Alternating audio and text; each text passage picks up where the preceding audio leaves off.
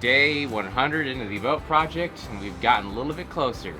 Today, I've finished fiberglassing my boat windows, but now I need to fair all the bumpy, lumpy spots.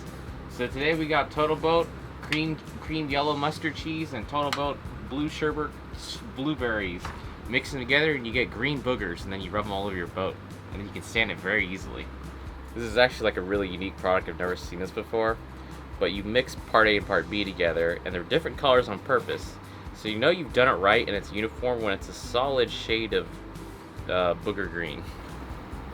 The next thing you need to buy is the TotalBoat flexible spreader set. This stuff only is activatable with this specific spreader. Actually, I'm just kidding. These are pretty nice.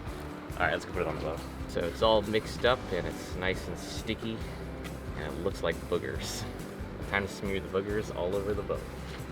So I've already done a little bit of sanding ahead of time, and now I can just fill in those uneven voids with this stuff and come back and do a final quick sanding, and then it's off to the epoxy paint, and then the windows. Wow, this stuff is great. It's gonna be easy to sand this.